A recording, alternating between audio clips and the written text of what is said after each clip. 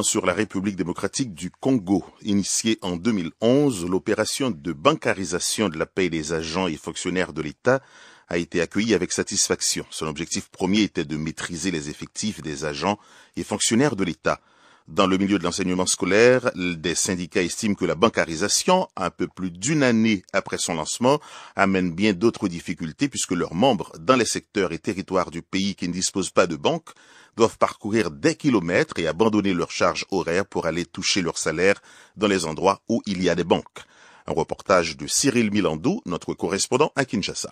Toucher les salaires en entièreté, c'est le seul avantage que tire l'enseignant de la bancarisation de la paye. Le secrétaire général du SYNECAT, syndicat national des enseignants catholiques du Congo, note que la bancarisation n'a pas résolu tous les problèmes. Jean Bosco Puna. L'intégralité des salaires que l'enseignant ou l'agent de l'État peut toucher directement, ça c'est vrai, c'est un avantage. Mais il faut dire au départ que, étant donné que les banques n'ont pas été capables de pouvoir absorber cette demande, eh bien, il se pose à ce jour beaucoup de problèmes. Donc la bancarisation n'a pas tout résolu. Au moment où nous parlons, beaucoup d'enseignants dans les provinces, il suffit de prendre simplement la province de Bandundu, en dehors des villes, eh bien, la plupart des territoires sont restés impayés. À Idiofa, à Kenge, les enseignants n'ont pas été payés. Donc cette question d'irrégularité continue à se poser parce que nous n'avons pas de banque. Le président du comité de suivi de la bancarisation déclare que tous les objectifs assignés ont été atteints. Jean-Louis Kayembe est aussi directeur général de la politique monétaire et des opérations bancaires à la Banque centrale du Congo. L'objectif en rapport avec la maîtrise des effectifs,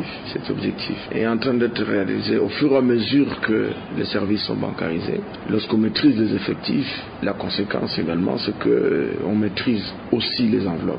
Le fait que les bénéficiaires, les agents et fonctionnaires de l'État ont eu l'occasion de toucher, au travers de cette opération, la totalité de leur paye. Par le passé, le circuit était très long et au niveau de chaque étape du circuit, il y avait un certain nombre de retenues qui étaient opérées dans la paye des agents et fonctionnaires de l'État qui faisaient que les bénéficiaires n'avaient pas la totalité de leur salaire. Les agents et fonctionnaires de l'État qui hier étaient exclus de services financiers, maintenant, en faveur de la bancarisation, ils peuvent accéder à tous ces avantages-là. Dans les coins les plus reculés du pays, des enseignants parcourent des kilomètres pour aller toucher leur salaire, regrette Jean Bosco Puna. Un des objectifs que la bancarisation devrait poursuivre, c'est la maîtrise des effectifs pour que finalement on puisse revoir l'enveloppe salariale des enseignants. Malheureusement, eh bien, la bancarisation n'a pas résolu ce problème puisque toutes les économies générées par la bancarisation se sont volatilisées. Toutes les banques sont concentrées au niveau des chefs-lieux. Or, la plupart d'enseignants se retrouvent dans les villages, dans les territoires. Donc, déjà, le désavantage, lorsque l'enseignant doit se déplacer, il va effectuer de longues distances. Au moment où les enseignants effectuent ces déplacements, ils abandonnent les élèves. Ils passent 2 jours, 3 jours au niveau du chef-lieu parce que là aussi il faut attendre. Je crois que le gouvernement a tout intérêt à pouvoir améliorer les services. À Kinshasa, ici, regardez comment on paye les enseignants. Ils sont dans des entrepôts, ils sont entassés, il y a de la bousculade, il y a des surchauffes. Tous les services bancaires, notamment l'ouverture des comptes bancaires, l'accès au crédit, tous ces services qu'on a miroités aux enseignants, eh bien ce sont des services qui ne sont pas accordés aux enseignants. La bancarisation a été bien saluée par des agents et fonctionnaires de l'État. Kinshasa, Cyril Milando pour la Voix de l'Amérique. En RDC pour la rubrique quotidienne des 100 citoyens journalistes. Je vous rappelle que leurs messages, photos et vidéos sont sur Facebook et sur lavoixdelamérique.com. Richard Kana, citoyen journaliste à Mbujimaï au Qatar oriental. Les nouvelles de Mbujimaï commencent avec l'arrestation et l'acheminement à Kinshasa du secrétaire fédéral de l'UDPS Mbujimaï à sa sortie du studio de la chaîne catholique de radiodiffusion, la RTF, où il était invité dans une émission de débat politique sur les tristes événements qui ont endeuillé la ville de Kinshasa, Lubumbashi, Kolwezi et Kindu et qui ont occasionné la mort d'une centaine de Congolais selon le gouvernement de la République. Le président fédéral de l'UDPS Mbujimaï, M.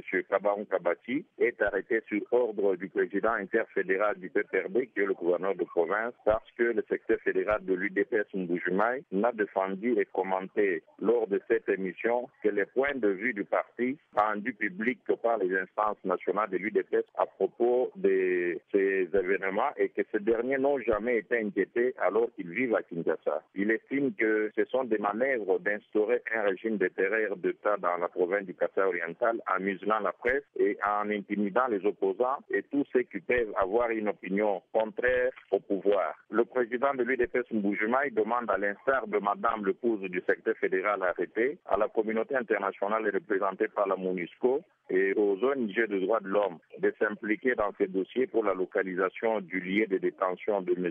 Kabam Kabati et sa libération sans condition, étant donné que cette arrestation tend à mettre en péril au Kasaï-Oriental la démocratie et les libertés fondamentales, dont la liberté d'opinion, d'expression et d'information, pourtant garantie par la Constitution de la RDC. Il faut aussi signaler que M. Jean-Michel Kabamoun-Pagna, journaliste à la RTF et animateur de cette émission de débat politique, vit depuis en clandestinité et pense que sa vie serait en danger du fait de menaces qu'il aurait reçues par SMS des inconnus se prétendant de l'ANR, Agence nationale de renseignement. Vous écoutez Zapping Info Congolaise. Oui, c'est ce lundi 6 janvier que sera inhumé à Kinshasa le colonel Mamadou Ndala. Ce commandant de l'armée congolaise a été tué jeudi dernier dans une embuscade à Beni, dans la province du Nord Kivu, dans l'est de la République démocratique du Congo.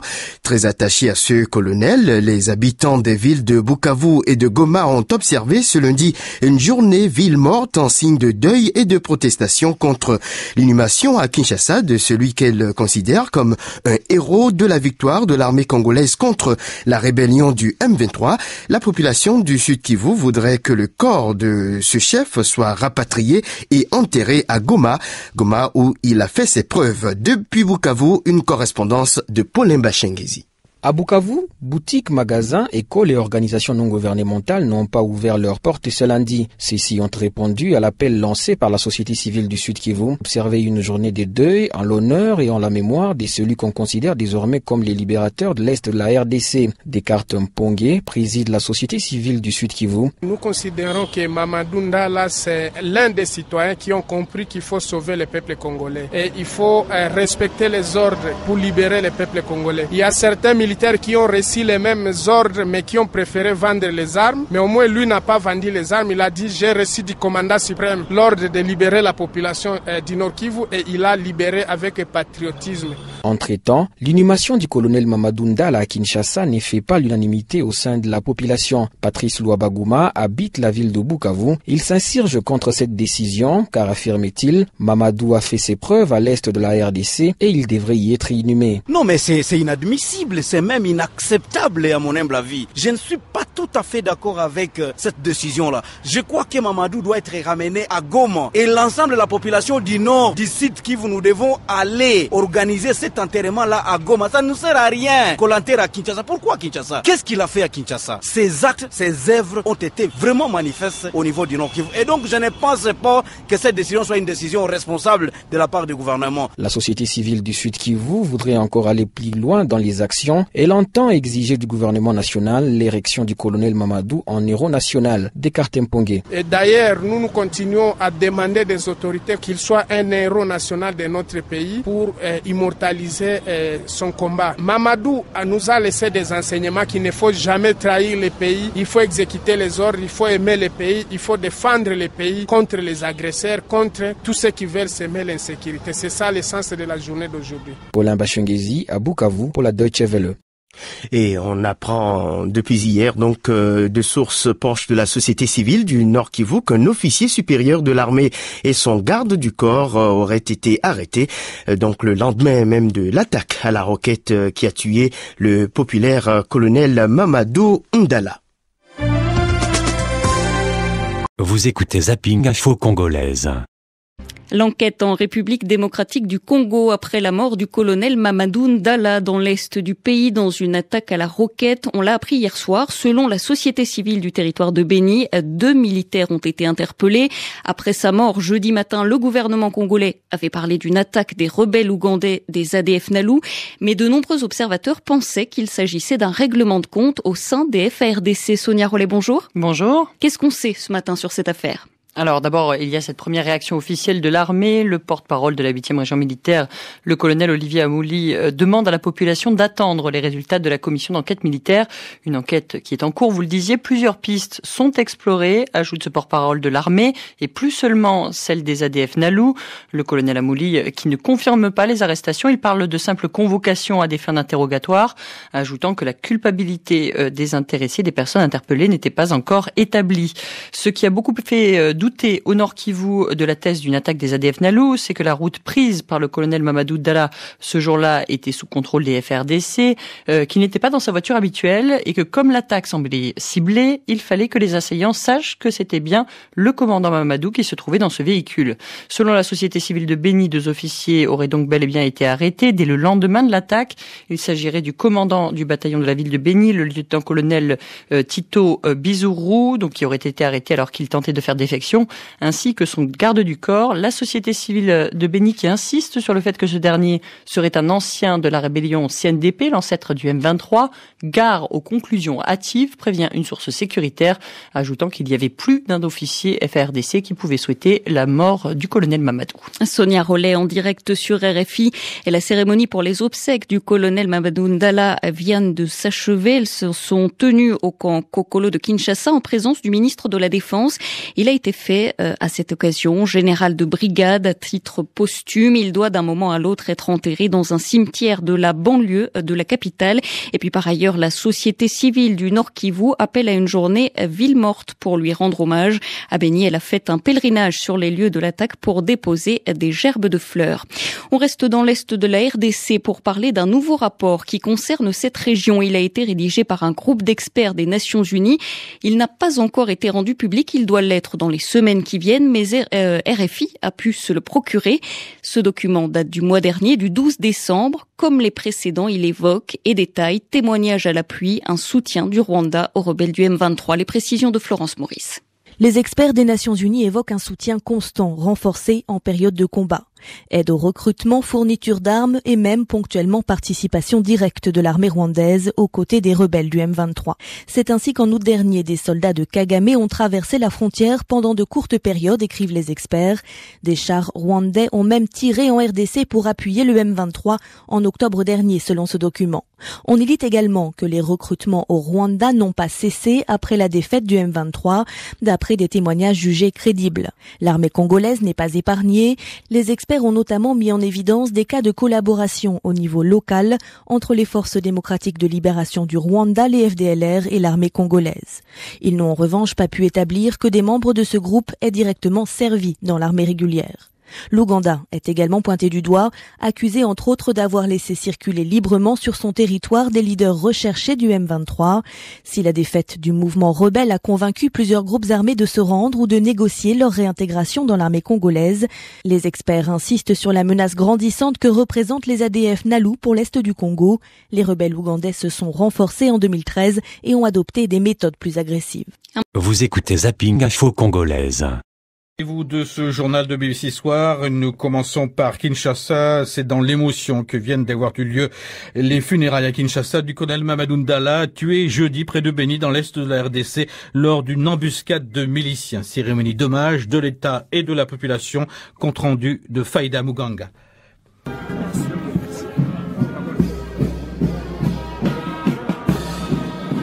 L'émotion était grande au camp lieutenant-colonel Kokolo, la plus grande garnison militaire de Kinshasa. Une foule composée d'officiers supérieurs de l'armée et de la police, des soldats de rang, des membres de famille et des milliers de curieux, tous consternés. 9 cercueils couverts du drapeau national congolais sont placés sous des tentes. Ce sont les derniers hommages que la nation congolaise rend au colonel Mamadou Ndala ainsi qu'aux autres militaires décédés dans différentes opérations militaires il y a moins d'une semaine. Plusieurs personnalités, le Premier ministre Augustin Matata Ponyo en tête, sont venus déposer des gerbes de fleurs. Nous avons recueilli les impressions de quelques personnalités. Cet homme qui savait par le travail qu'il faisait que sa vie était exposée n'a pas eu peur un seul instant. Et voilà qu'aujourd'hui, la nation congolaise tout entière est en train de lui rendre un hommage. Donc les noms de Mamadou Ndala, colonel restera gravé dans la mémoire de jeunes Congolais. Un fils du pays, patriote, il a été fidèle à son serment d'officier jusqu'au sacrifice suprême. Effectivement, et cela donne une leçon pour les autres et de quoi être fier, comme nous, ses collègues sous les drapeaux. Mais il a rempli sa mission. En fait, quand ils vont pour combattre, c'est jusqu'au sacrifice suprême. Je crois qu'il y a plusieurs Mamadou. Notons que Mamadou Moustapha Ndala est mort dans une embuscade tout près de la ville de Beni alors qu'il préparait l'opération contre les rebelles ougandais ADF NALU. Le gouvernement congolais avait dans un premier temps privilégié la piste d'une embuscade tendue par les rebelles ougandais, mais des sources sur place parlent de plus en plus d'un complot au sein même de l'armée congolaise. Il laisse 9 orphelins. Faïda Munganga, Kinshasa, BBC Afrique. Puis vos réactions sur les grands sujets de l'actualité du jour, elles sont toujours les bienvenues. À ce propos, celle de Moïse Mourola Rubenga, qui nous dit: tu continueras à vivre, Ndala, tu as risqué ta vie pour nous. Nous allons suivre ton exemple pour libérer ce pays. Repose-toi en paix, nous ne t'oublierons jamais. Un hommage parmi d'autres de tant de Congolais à l'occasion donc des funérailles de ce colonel de l'armée congolaise. Nous passons. Vous écoutez Zapping Info Congolaise. En République démocratique du Congo, du nouveau dans l'enquête sur l'assassinat du colonel Mamadou Ndala. 2 militaires congolais ont été arrêtés. Souvenez-vous, il avait été tué le jeudi 2 janvier dans une embuscade à moins de 10 km de la ville de Beni. Son convoi avait été attaqué par une roquette par des hommes en civil.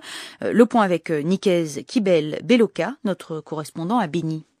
2 militaires FARDC qui ont été arrêtés. Il y a d'abord le colonel Tito Bouziro, commandant de la ville de Beni, et son garde du corps. Pourquoi ont-ils été arrêtés? Parce que sur le lieu du crime, les enquêteurs ont trouvé le téléphone du garde du corps du colonel et le dernier numéro d'appel, c'était celui adressé au colonel.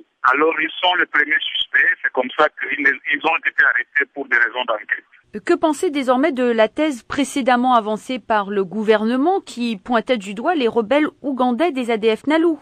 Oui, effectivement, le gouvernement est allé vite en besogne. Cette thèse-là, déjà au niveau de l'opinion, a été battue en brèche, simplement parce que le minutage pour l'assassinat du colonel ne pouvait pas provenir des ADF. Le colonel a quitté son hôtel. 7 minutes après, il a été abattu. Il y avait une embuscade. Ça ne pouvait pas provenir des ADF. En fait, ce qu'on voudrait, c'est qu'on mène des enquêtes sérieuses pour établir les responsabilités. Parce qu'au niveau de la population, tout le monde est convaincu que c'est un crime maison. Voilà, c'était Nikez Kibel Beloka, notre correspondant à Beni. Nous restons en RDC. Initiée en 2011, l'opération de bancarisation de la paie des agents et fonctionnaires de l'État a été accueillie avec satisfaction. Son objectif premier était de maîtriser les effectifs des agents et fonctionnaires de l'État. Et dans le milieu de l'enseignement scolaire, des syndicats estiment que la bancarisation, un peu plus d'une année après son lancement, amène bien d'autres difficultés puisque leurs membres dans les secteurs et territoires du pays ne disposent pas de banques. Ils doivent parcourir des kilomètres et abandonner leurs charges horaires pour aller toucher leur salaire dans les endroits où il y a des banques. Un reportage de Cyril Milandou, notre correspondant à Kinshasa.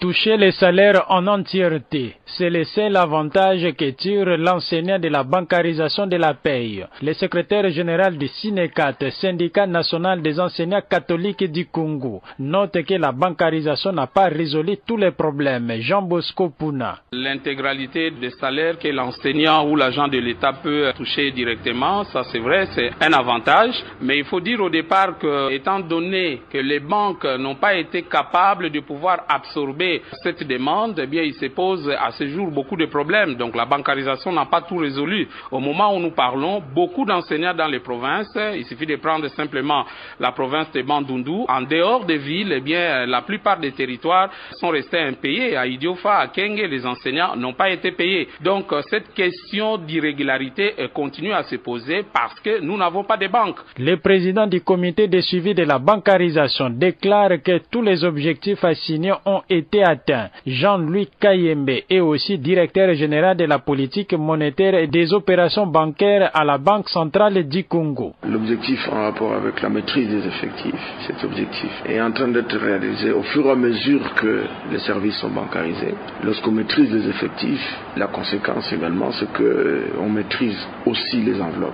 Le fait que les bénéficiaires, les agents fonctionnaires de l'État ont eu l'occasion de toucher au travers de cette opération la totalité de leur paye. Par le passé, le circuit était très long et au niveau de chaque étape du circuit, il y avait un certain nombre de retenues qui étaient opérées dans la paye des agents et fonctionnaires de l'État qui faisaient que les bénéficiaires n'avaient pas la totalité de leur salaire. Les agents et fonctionnaires de l'État qui hier étaient exclus de services financiers, maintenant, en faveur de la bancarisation, ils peuvent accéder à tous ces avantages-là. Dans les coins les plus reculés du pays, des enseignants parcourent des kilomètres pour aller toucher leur salaire, regrette Jean Bosco Puna. Un des objectifs que la bancarisation devrait poursuivre, c'est la maîtrise des effectifs pour que finalement on puisse revoir l'enveloppe salariale des enseignants. Malheureusement, la bancarisation n'a pas résolu ce problème. Tous ces services qu'on a miroités aux enseignants, ce sont des services qui ne sont pas accordés aux enseignants.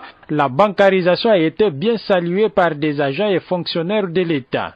Kinshasa, Cyril Milando pour la Voix de l'Amérique. Voici à présent les témoignages de nos citoyens journalistes en RDC. Mirou Guinestor, citoyen journaliste à Voix de l'Amérique à Kisangani. Plus de 330 milliards de francs congolais sur le budget du gouvernement provincial d'ici 2014 que vient d'adopter l'Assemblée provinciale de la province orientale. Les axes prioritaires sont notamment le secteur des investissements avec une quote-part de près de 246 milliards de francs congolais, soit 74,39% du budget général, et sans oublier la construction et la réhabilitation des routes et des dessertes agricoles. À propos des ressources du budget, les fonds proviendront des recettes à caractère national via la rétrocession, les recettes provinciales, la société Kibal Gold et les potentiels bailleurs de fonds qui ont participé à Kisangani à la table ronde économique du 13 au 15 novembre 2013.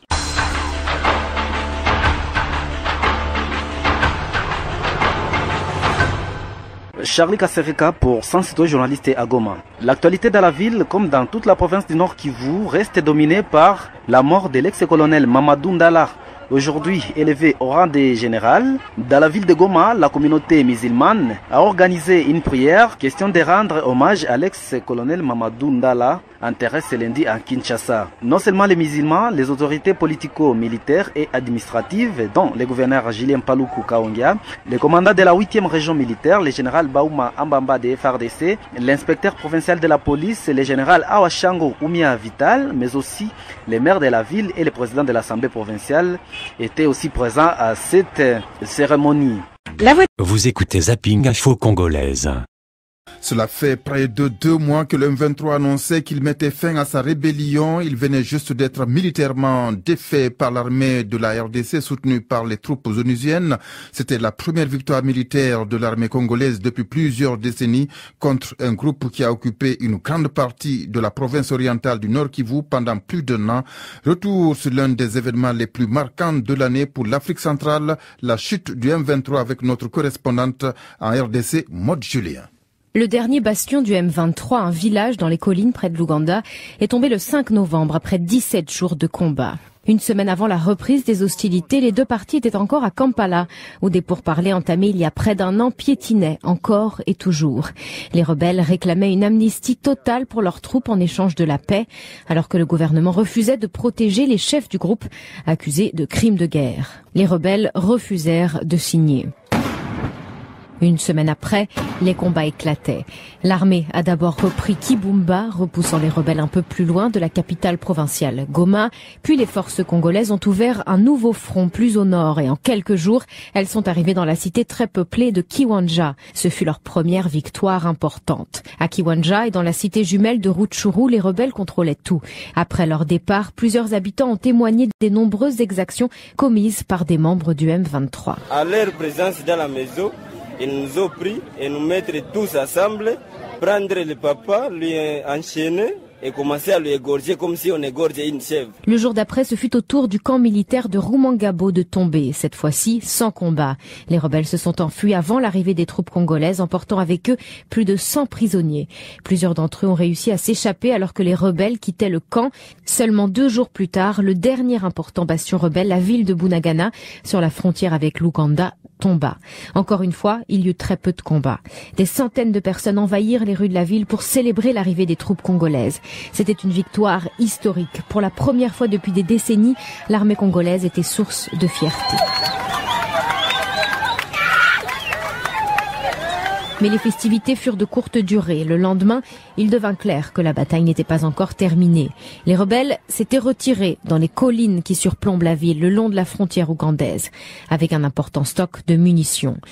La partie la plus difficile de l'offensive démarra en fait à ce moment-là. Les rebelles tenaient des positions en hauteur sur un terrain qu'ils connaissaient mieux. Ils mirent du temps, mais finalement, les soldats congolais parvinrent à prendre les rebelles en étau. Le M23 a alors lancé une attaque désespérée. Les insurgés ont bombardé Bunagana, faisant au moins 8 victimes civiles. Une dernière tentative de reprendre la main qui accéléra leur défaite. La mort de civils poussa l'ONU à entrer en action et l'appui de leurs tanks fut décisif. Le lendemain, l'armée prenait la dernière position du M23 sur le sol congolais. La plupart des combattants restants avaient déjà fui vers l'Ouganda ou le Rwanda voisin. Fin novembre, le président Joseph Kabila s'est rendu en ex-territoire rebelle pour la première fois depuis près de 2 ans. À Goma, il a affirmé qu'il fallait se réjouir de la paix, mais aussi préparer une nouvelle guerre. Ce n'est qu'une étape. Quand une guerre se termine dans la région des Grands Lacs, on commence à préparer une deuxième parce qu'elle viendra nécessairement. Et je vous demande d'être lucide, de ne pas être surpris par une autre guerre. Je veux que nous soyons prêts, debout, pour que nous ayons la capacité de la vaincre. Le 12 décembre, les rebelles et le gouvernement ont signé des documents qui enterrent officiellement la hache de guerre, clôturant ainsi le processus de Kampala. Le gouvernement congolais a promis l'amnistie à la majorité des anciennes troupes du M23, à l'exception des chefs accusés de crimes de guerre. La fin du M23 représente une victoire importante pour l'armée congolaise, mais elle ne marque pas la fin de la guerre dans l'est du Congo. Des dizaines d'autres groupes armés sont en activité dans la zone. Et récemment, le groupe d'experts des Nations Unies a signalé de nouveaux recrutements sur le sol rwandais par d'anciens membres du M23. À Kinshasa, Julien pour BBC Afrique.